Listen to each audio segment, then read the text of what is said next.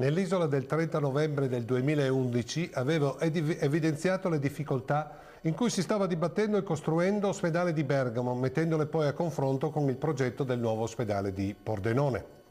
Il costo iniziale previsto per quest'opera lombarda era di 340 milioni di euro. Il 5 maggio del 2005 era stato firmato l'accordo di programma tra lo Stato, la Regione Lombardia, il Comune e la provincia di Bergamo. La prima pietra era stata posta nell'autunno sempre del 2005. Il completamento del nuovo nosocomio era previsto per il 21 marzo del 2009, circa 4 anni dopo. Questi erano i numeri nel progetto esecutivo. Vediamo allora le cifre del consuntivo sia economiche che gestionali del nuovo ospedale di Bergamo dedicato a Papa Giovanni XXIII. Innanzitutto i costi sono schizzati alle stelle, sono aumentati di circa il 50% ed il costo totale così ha superato i 500 milioni di euro. Solo in queste prime settimane di inizio 2013 è stato completato e solo in questi giorni stanno spostando i pazienti dalla vecchia struttura in quella nuova. Per costruirlo e renderlo agibile e funzionale, quindi ci sono voluti circa 7 anni dalla posa della prima pietra. E ora vengo a casa nostra, al progettato nuovo ospedale di Pordenone in Comina.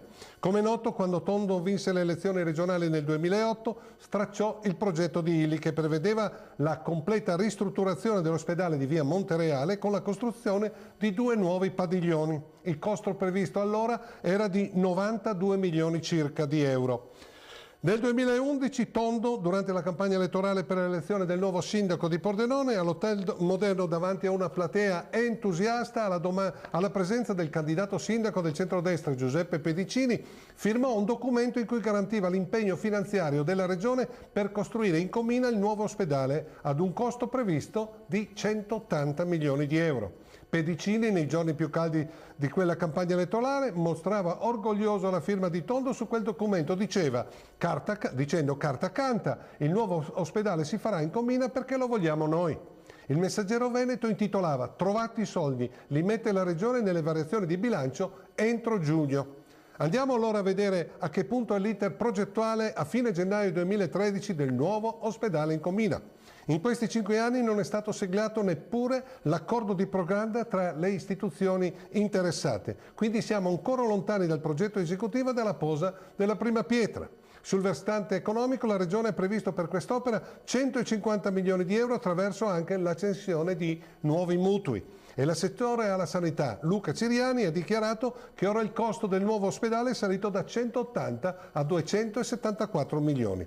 Per cui mancano all'appello 124 milioni dal finanziamento previsto dalla Regione e che per scelta della Giunta Tondo saranno coperti con la finanza di progetto, cioè denaro di investitori privati che ovviamente dovrà produrre un ritorno economico a questi finanziatori. Ma in che modo? Ciriani ha giurato proprio qui a Telepordenone che i privati non gestiranno nessun servizio sanitario. A me pare francamente che le dichiarazioni di Ciriani nascondano un imbroglio per la sanità pordenonese. Ma è sul costo complessivo che mi voglio ricollegare all'ospedale bergamasco. Se per quella struttura i costi sono lievitati di circa il 50% nei 7 anni della costruzione, di quanto aumenterebbe dai preventivati 274 milioni l'ospedale in Comina? È facile prevedere che il costo finale reale potrebbe raggiungere una cifra vicino ai 400 milioni di euro. E in questo caso la Regione dove troverebbe le risorse mancanti, penalizzando ed impoverendo ulteriormente la sanità nel territorio pordenonese oppure aumentando i finanziamenti privati?